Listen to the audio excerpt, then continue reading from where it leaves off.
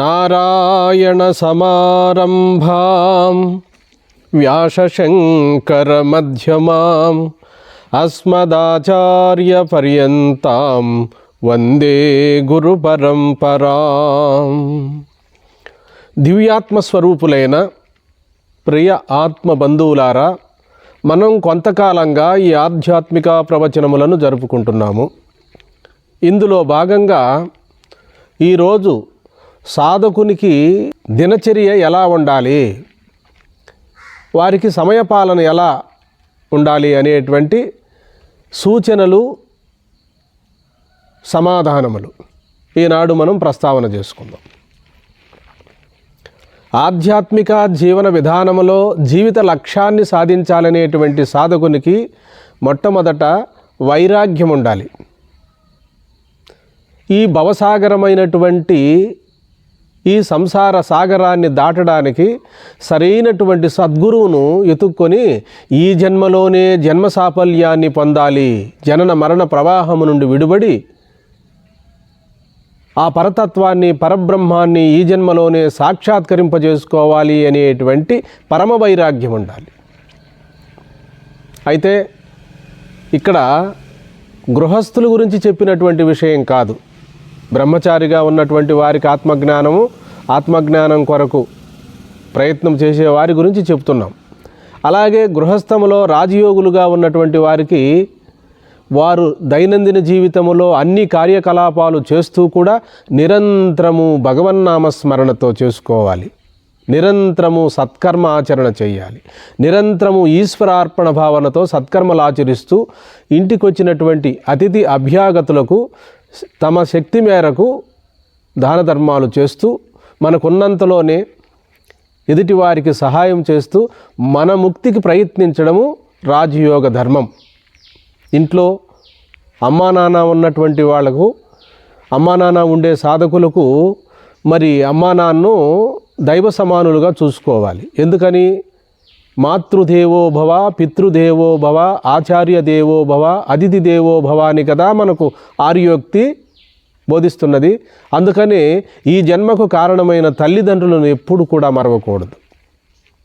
వారు మరి ఎన్నో నోములు నోసి మనకి జన్మనిచ్చారు, ఉపాధినిచ్చారు.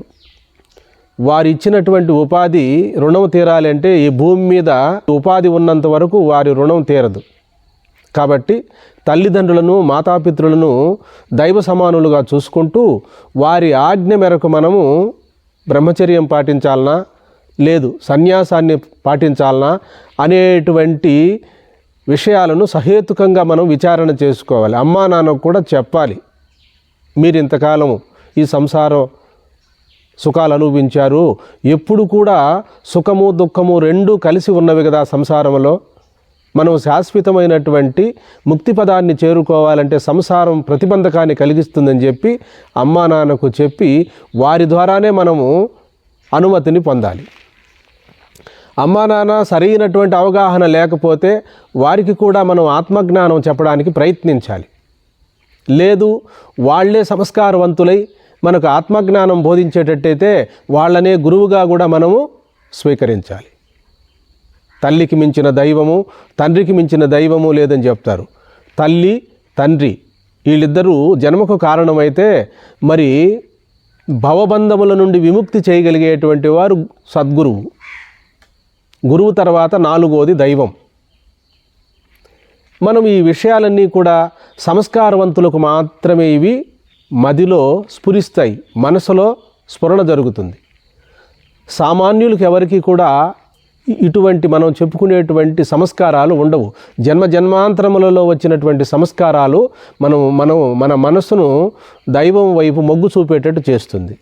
కాబట్టి గృహస్థములో ఉన్నటువంటి రాజయోగంలో ఉన్నటువంటి వారికి కూడా తప్పేం కాదు. వారు అందరినీ కూడా గౌరవ మర్యాదలతో చూసుకుంటూ మరి ఉదయము సాయంత్రము క్రమము తప్పకుండా వారు భగవన్నామ స్మరణ కానీ ఏదైనా గురువుల ద్వారా చెప్పించుకున్న మంత్ర రాజనము కానివ్వండి, ప్రాణాయామము కానివ్వండి, యోగము కానివ్వండి, యోగాభ్యాసము కానివ్వండి, ఏవైనా చేసుకుంటూ ఈ చేసే ప్రతి పనిని కూడా ఈశ్వరార్పణ బుద్ధితో ఆచరించాలి, కర్తృత్వ రహితముగా ఆచరించాలి. భక్తి శ్రద్ధలతో చేసినప్పుడు మాత్రమే మనం చేసిన ప్రతి పనికి కూడా ఫలదాయకం ఉంటుంది. ఏదో చేశాము, సరైన శ్రద్ధ లేదు, ఆ ఫలితం కూడా అంతంత మాత్రమే ఉంటుంది. మరి తెల్లవారుజామున 4 గంటలకు లేవాలి, గోరు వెచ్చని వేడి నీళ్లను 2 గ్లాసులు తీసుకొని సుఖంగా విరేచనాలకు వెళ్ళాలి. మలమూత్రాలు సుఖంగా వెళ్ళాలి. మలమూత్రాలు సుఖంగా వెళ్ళకపోతే అనారోగ్యం చేస్తుంది. ప్రతి వ్యాధికి మూల కారణము మరి సుఖ విరేచనాలు కాకుండా పోవడం. మలము మరి శరీరంలో ఉన్నప్పుడు అది అనారోగ్యాన్ని కలిగిస్తుంది. కాబట్టి మొట్టమొదటగా మనం చేయవలసింది ఏంటంటే ఆహార నియమాన్ని పాటించాలి. సాత్విక ఆహారం తీసుకోవాలి, మితాహారం తీసుకోవాలి, దైవార్పిత ఆహారం తీసుకోవాలి. భోంచేసేటప్పుడు ఎవరితోనూ మాట్లాడకుండా దైవ భావనతోనే భోంచేయాలి. మనం తీసుకునే ఆహారము మనసు పైన ప్రభావం చూపుతుంది. కాబట్టి మనకున్నంతలో మనము ఈ నియమావళిని ఏర్పాటు చేసుకోవాలి. మన లక్ష్యమేమి, మన ధ్యేయమేమి? పరమాత్మ సాక్షాత్కారము, పరబ్రహ్మ సాక్షాత్కారము. అది ఈ జన్మలోనే నేను పొందాలి అనేటువంటి తీవ్రమైనటువంటి పరితాపం ఉండాలి. గృహస్థులుగా ఉండేటువంటి వారికి మరి బయట ఎక్కడికో వెళ్ళి ధ్యానం చేయనక్కర్లేదు.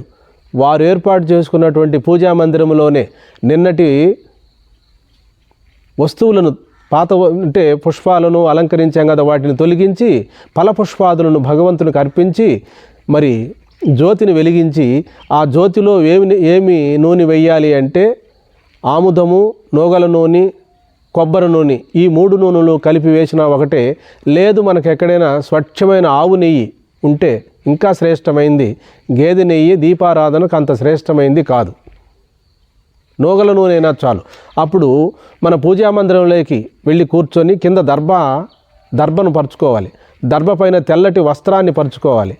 మరి అక్కడ కూర్చొని సుఖాసనములో కానీ, పద్మాసనములో కానీ, వజ్రాసనములో కానీ కూర్చొని మనం మొట్టమొదటనే భగవద్ధ్యానం చేయకూడదు, గురుధ్యానం చేయాలి. ఫస్ట్ గురువును ప్రార్థన చేయాలి, గురు ప్రార్థన చేయాలి, ఇష్టదేవతా ప్రార్థన చేయాలి.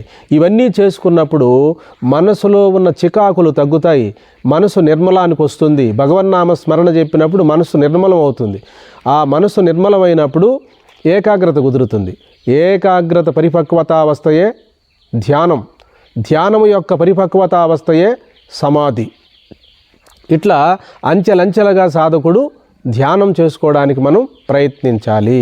ధ్యానం అనేటువంటిది అది మొట్టమొదట సాకారంతో మొదలవుతుంది. భగవంతుడు వేరు, నేను వేరు అనేటువంటి ప్రాథమిక దశలో నేను వేరు, భగవంతుడు వేరు అనేటువంటి స్థితి ఉంటుంది. జీవుడు వేరు, దేవుడు వేరు అనుకుంటాం.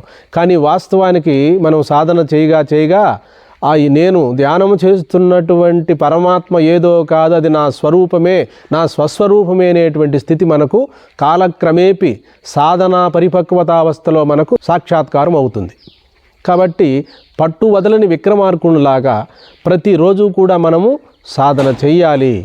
ధ్యానము, యోగము, జపము, పూజలు, వ్రతాలు, ప్రార్థనలు, తీర్థయాత్రలు ఇవన్నీ కూడా మన మనస్సును, మనిషిని సంస్కరింపజేసి మన మనస్సును ఊర్ధ్వముఖముగా, ఇప్పుడు మన మనసు అధోముఖంగా ఉన్నది, నామరూపాలపైన ఉన్నది. కానీ మన మనసు ఊర్ధ్వముగా అంటే పరమాత్మ యందు లగ్నం చేసుకోవడం. పరమాత్మ అంటే ఏమో తెలియదు సాధక దశలో, కానీ పరమాత్మను ఊహించడం అంటే భావించడం.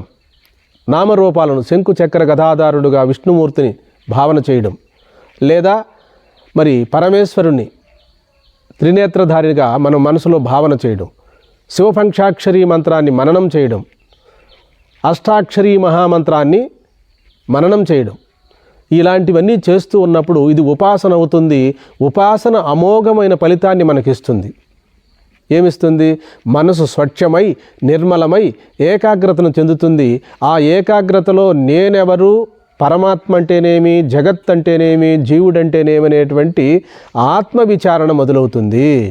ఏ పుణ్యాత్ములకు, ఏ మహానుభావులకు ఆత్మవిచారణ మొదలవుతుందో అదే కట్టకడపటి జన్మ. మనం ఏమి చేసినప్పటికీ కూడా ఆత్మవిచారణ జరగాలి. ఆ ఆత్మవిచారణ చేసుకోవడానికి మరి నేనుగానే చేసుకోవచ్చునా, మరి ఇంకెవరైనా నాకు సహాయం చేయాలా అంటే ఈ లోకములో ఎవరు కూడా నీకంతటి సహాయాన్ని చేయలేరు, ఒక సద్గురువు తప్ప ఎదుటివారు ఏదైనా నీకు నీ స్నేహితులు కానీ వాళ్ళు చేసేది ఏం చేస్తారంటే కొంత నీకు బోధించగలరు.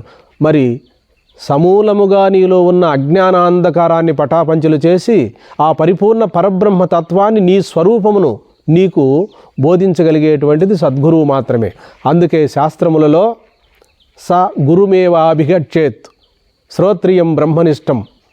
సద్గురువు ఎలా ఉండాలి అంటే సకల శాస్త్రములు తెలిసినవాడై ఉండాలి, వేదాంతము తెలిసినవాడై ఉండాలి, స్వానుభవమును పొందినవాడై ఉండాలి. అంతటితో ఆగకుండా చాలామంది అక్కడికే ఆగిపోతారు. మాకు సకల శాస్త్రాలు తెలుసు, శాస్త్ర మర్మాలన్నీ తెలుసు, మీరు ఎక్కడ అడిగితే అక్కడ మేము చెప్పగలము అని అంటూ ఉంటారు. అదేం తప్పు కాదు, వారు అలా భావించడంలో మరి తప్పేం లేదు. కానీ శ్రోత్రియం బ్రహ్మనిష్టం అంటే సకల శాస్త్రముల మర్మములు తెలిసి ఉండాలి, ఆ మర్మాన్ని తన అనుభవంలో చూసుకొని ఉండాలి.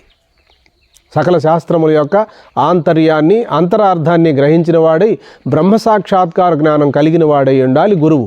అతన్నే స గురుమేవాభిగచ్చేత్ శ్రోత్రియం బ్రహ్మనిష్టం అని చెప్పి ముండకోపనిషత్తు భాష్యం మనకు బోధ చేస్తుంది. కాబట్టి గురువుకు లక్షణాలు కూడా చెప్పింది తత్వవేత్త కావాలి అంటాడు. గురువు తత్వాన్ని దర్శించిన వాడై ఉండాలి. మరి ఎక్కడ చెప్పింది తత్వవేత్త అని?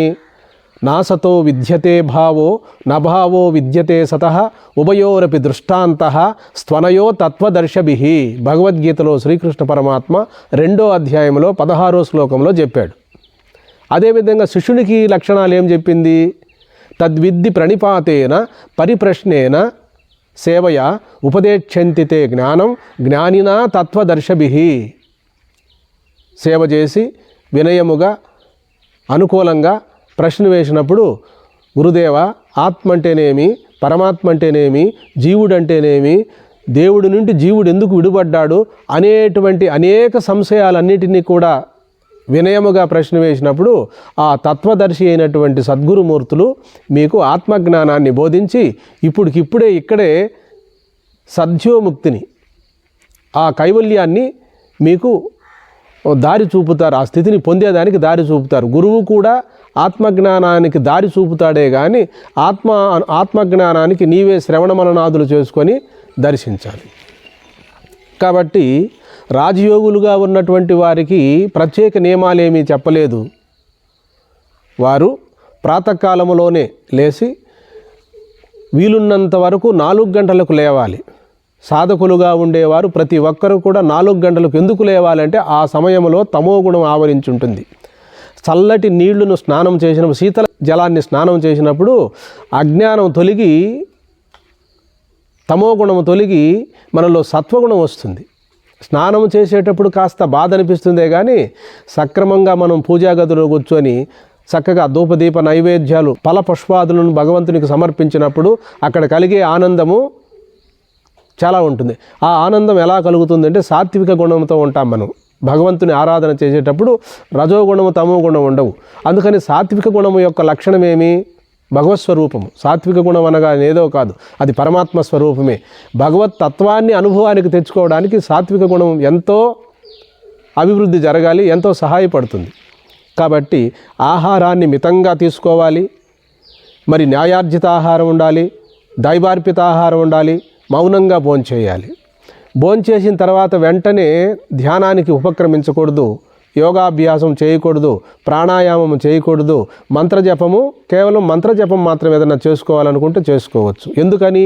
మనం తిన్న ఆహారము పైన మనసు లగ్నమై ఉంటుంది, జఠరాగ్ని ప్రజ్వలిస్తూ ఉంటుంది. అప్పుడు దైవ చింతన చేయలేం, ధ్యానం చేయలేం, మత్తు వస్తుంది. అందుకని 3 గంటల తర్వాత ధ్యానం చేస్తే శ్రేష్టం. ఖాళీ కడుపుతోనే ఎప్పుడైనా కూడా మనం ధ్యానం చేయాలి. ప్రతి క్షణము కూడా మనకు ఏవేవో పిచ్చి ఆలోచనలు వస్తూ ఉంటాయి. ప్రతి ఆలోచనను మనము గమనిస్తూ ఉన్నాం కానీ తెలియలేదు. సాధక దశలో మనం గమనించలేదు. ఒక ఆలోచన వచ్చినప్పుడు ఇంకొక ఆలోచన రాదు. ఇప్పుడు నాకు దేవాలయం వచ్చినప్పుడు ఆలోచన, వెంటనే నాకు మఠాలయం ఇంకొక గుడి ఆలోచన రాదు. ఈ ఆలోచన పోయిన వెంటనే ఇంకొక ఆలోచన వస్తుంది. అంటే ఈ ఆలోచనలన్నీ హెచ్చుతగ్గులుగా వస్తున్నవి, ఈ ఆలోచనలన్నీ ఖండఖండముగా వస్తున్నవి. అది దేవాలయము కానీ, మరి ఎక్కడైనా తీర్థయాత్రలు కానీ ఎక్కడైనా మంచి ప్రదేశాలు కానీ చూడాలనుకుంటూ ఉంటాము. ఇవన్నీ ఆలోచన పరంపరగా ఆలోచన సమూహమే. కానీ వీటన్నిటినీ ఎరుకతో గమనిస్తున్న సాక్షి మనం. ఆ సాక్షిలో ఇవన్నీ కూడా కదిలిపోతూ ఉన్నవి. కదిలిపోయేటివన్నీ కూడా తలంపులని, కదలకుండా వీటికి సాక్షిగా విట్నెస్గా ఉండేది మన స్వరూపం. తరంగములు కదిలిపోతూ ఉంటాయి, కానీ జలము సముద్రములో అడుగు భాగమున నిశ్చలముగా ఉంటుంది. ఆ విధముగా మనసులో జరిగే కల్లోలము, మనసులో జరిగే హెచ్చుతగ్గులు, బుద్ధిలో జరిగే నిర్ణయాత్మకమైన విషయాలు అన్నీ కూడా శుద్ధ నిర్గుణమైనటువంటి ఆ పరిపూర్ణమైనటువంటి అఖండమైనటువంటి జ్ఞానానికే తెలియాలి. తెలియబడేటివన్నీ జ్ఞేయములు, తెలుసుకుంటున్నది జ్ఞాత. జ్ఞాత అంటే స్వరూపం, నేనే. ఆ విధంగా మనం ధ్యానం చేసేటప్పుడు మనం ప్రశాంతంగా కూర్చొని ప్రతి ఆలోచనకు సాక్షిగానైనా ఉండవచ్చు. లేదు అలా మనకు ఆ అభ్యాసం, సాక్షి అభ్యాసం మనకు అందలేదు, మన అనుభవానికి రాలేదు, మంత్రజపం చేసుకోవాలి. మంత్రజపం చేసుకొని చిట్ట చివరికి ఏం కావాలి, మంత్రాన్ని కూడా ఆపేసి దృష్టిని భ్రూమధ్యములో పెట్టుకొని నిశ్చలంగా ఏకాగ్రతలో మిగిలిపోవాలి. ఈ ఏకాగ్రత పరోక్షమే కానీ అపరోక్షం కాదు. అపరోక్షం ఎప్పుడవుతుంది? స్వస్వరూపము అనుభవానికి వచ్చిన తర్వాత అది అపరోక్షం అవుతుంది. పరోక్ష సాధన లేకుండా అపరోక్ష సాధన కుదరదు. సాకార ధ్యానము లేకుండా నిరాకార ధ్యానము కుదరదు. అందుకనే మన సాధు మహాత్ములంతా కూడా, పుణ్యాత్ములంతా కూడా ఏం చెప్తున్నారు మనకంటే, వాళ్ళు ఆచరించి సమాజానికి చక్కటి సందేశాన్ని, నిర్వచనాన్ని ఇచ్చారు. మీరు మనసును ఎక్కువ కష్టపెట్టినట్టయితే మీ మనసే మీకు శత్రువు అవుతుంది, మీ మనసే మీకు విజృంభిస్తుంది. మీ మనసును మీరు లాలించి పాలించి బుజ్జగించి మెల్లమెల్లగా మనసును ప్రతిరోజు కూడా సాధన చేసుకొని మనసును ఏకాగ్రతకు తెచ్చుకోవాలి. ఏకాగ్రతకు తెచ్చుకున్న తర్వాత, ఏకాగ్రం అనగానే ఒకే అంశం పైన లగ్నం చేయడం, అంటే పరమాత్మ తత్వం పైన లగ్నం చేయడం. అయితే ఇక్కడ తన స్వరూపాన్ని కానీ గుర్తించినట్లయితే మనసును ఏకాగ్రత చేయనక్కర్లేదు. ఎందుకని? మనస్సు దృశ్యము కదా. ఆత్మయందు మనస్సు కల్పింపబడినది. జలమునందు తరంగము ఏ విధముగా ఆరోపింపబడినదో, నూలు యందు వస్త్రము ఏ విధముగా ఆరోపింపబడినదో, మన్ను యందు కుండ ఏ విధముగా ఆరోపింపబడినదో, కల్పింపబడినదో, బంగారమునందు ఏ విధముగా ఆభరణము కల్పింపబడినదో, ఆ విధముగా మన స్వరూపమునందు, స్వస్వరూపమునందు ఈ నామరూపాత్మకమైన ప్రపంచమంతా ఆరోపితమే కానీ అధిష్టానం కాదు. ఈ ఎరుక ఉంటేనే నాకు ఇంత వైచిత్రమైనటువంటి ఈ ప్రపంచం నాకు గోచరిస్తున్నది.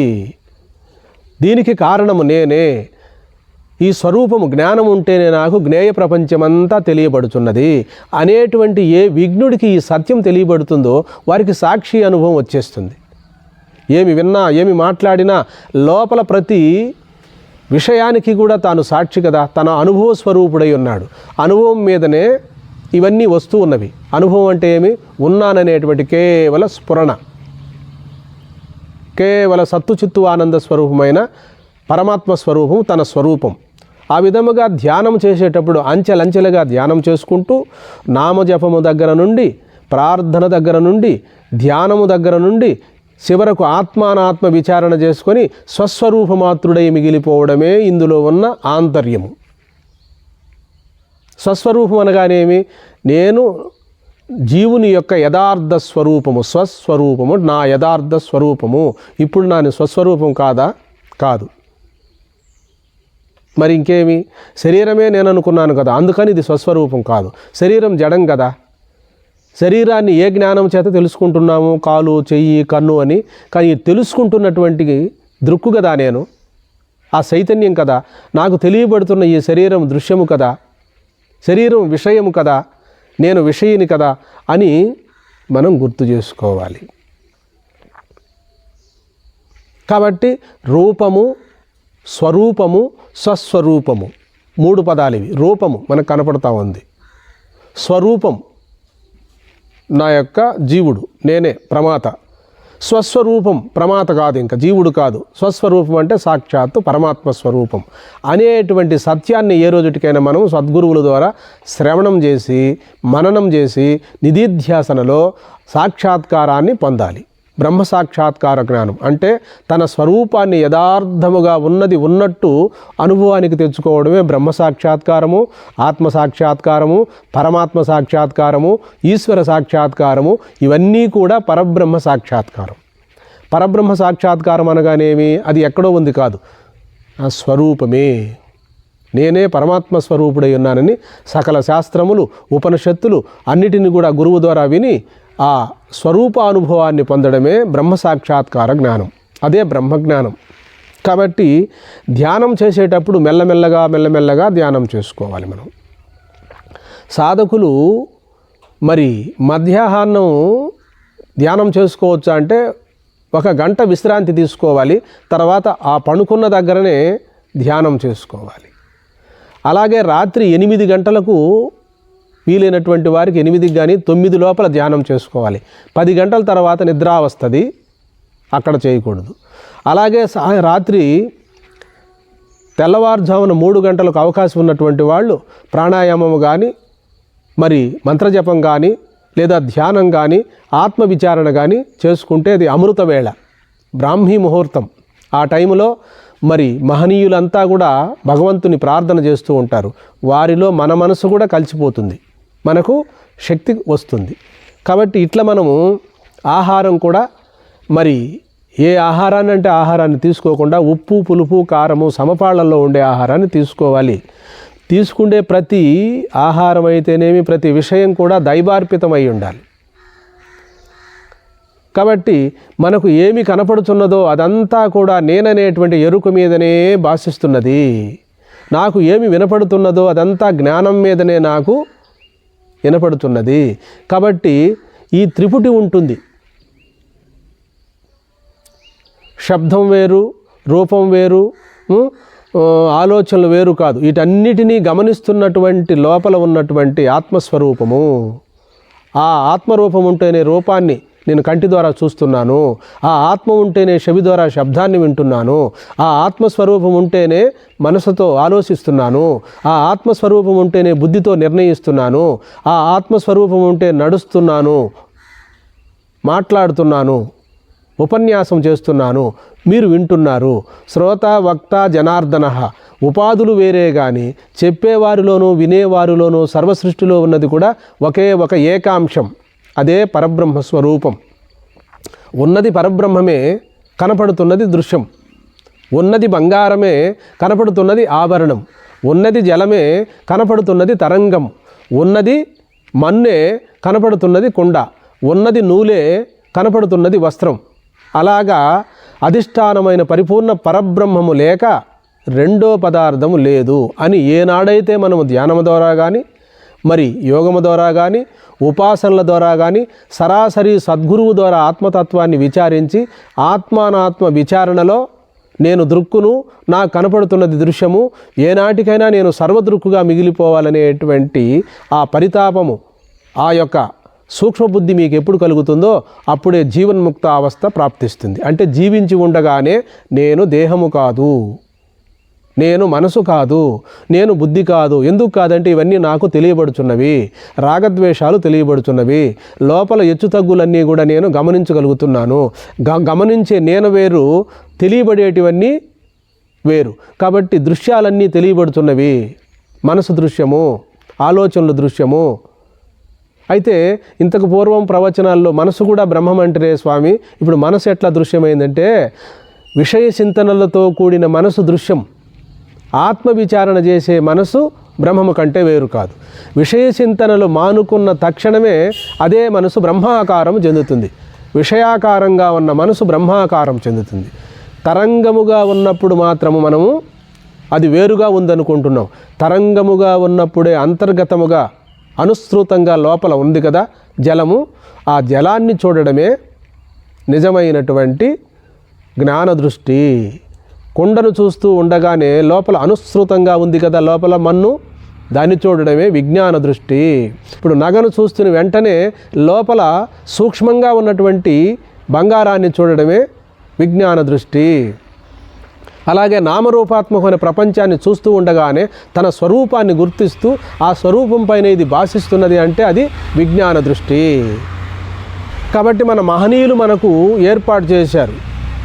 ఎంతో శ్రమ కోర్చి వాళ్ళు ధ్యానం చేసి, యోగం చేసి, జపం చేసి, ఆత్మవిచారణ చేసి, సద్గురువుల ద్వారా బ్రహ్మ సాక్షాత్కారాన్ని పొంది గ్రంథ రూపంలో, ప్రవచన రూపంలో సమాజానికి అందజేశారు. ఆత్మతత్వాన్ని ఎలా దర్శించాలి అంటే మొదట రూపం 3 భాగాలుగా విడగొట్టారు. రూపము, స్వరూపము, స్వస్వరూపము. 2 మనకు రూపం కనపడుతూ ఉంది. రూపం దగ్గర నుండి మనం వెనక్కి వస్తే స్వరూపం, స్వరూపం నుండి ఇంకా వెనక్కి వస్తే స్వస్వరూపం, అదే పరబ్రహ్మ స్వరూపం. కాబట్టి ఇట్లా మనం గుర్తు చేసుకొని పరమాత్మ కూడా 3 రూపాలలో వ్యాప్తి చెందినాడు అని చెప్తుంది. బహిర్వ్యాప్తి, అంతర్వ్యాప్తి, స్వరూప వ్యాప్తి. బహిర్వ్యాప్తి ఆభరణము, స్వరూప వ్యాప్తి బంగారము. దీని వాస్తవ రూపం ఏంది? మేలిమి బంగారం. బహిర్వ్యాప్తి ఆభరణం. అసలు స్వరూపం ఏమిటి? దీని స్వరూపము బంగారం. అసలు నిజమైనటువంటి స్వస్వరూపం ఏమి? బంగారం. ఆ విధముగా మనం కూడా గుర్తించి ఆత్మస్వరూపాన్ని అంచెలంచెలుగా అనుభవానికి తెచ్చుకుంటూ శ్రమ కోర్చి పట్టుదలతో ఈ జన్మలోనే బ్రహ్మ సాక్షాత్కార జ్ఞానాన్ని పొంది ఉన్న పరమాత్మ స్వరూపాన్ని ఉన్నట్టుగా గుర్తు చేసుకొని, నేనెప్పుడు పుట్టుక లేనివాడిని, మరణము లేనివాడిని, జనన మరణములు దేహమునికే గాని ఆత్మకు లేవని, మరి ఏ పుణ్యాత్ములకు, ఏ తత్వవేత్తలకు ఈ సత్యం తెలియబడుతుందో వారు బ్రతికుండగానే జీవన్ముక్తులు. పాము కుబుసాన్ని వదిలేసిన వెంటనే ఎట్లాగైతే పాము వేరైపోతుందో అలాగే శరీరములోనే మనం ఉంటూ కూడా ఈ శరీరానికి విలక్షణమైనటువంటి సర్వత్ర సర్వే ఉన్నటువంటి పరిపూర్ణ బ్రహ్మమునందు ఈ సమస్త సృష్టి శరీరాలు తోస్తూ ఉన్నవి. ఎండమావులు యందు జలమవలెను, స్థాణువునందు పురుషుని వలెను, రజ్జువునందు సర్పములెను, ఆకాశమునందు నీలత్వం వలెను మనకు కేవలము స్వరూపమునందు తోస్తున్నవే గాని వాస్తవము కాదని సత్యాన్ని గుర్తించి ఆ సత్యస్వరూపములో స్థితి కలిగి ఉండడమే కైవల్యము, ముక్తి, జన్మరాహిత్యము. హరి ఓం.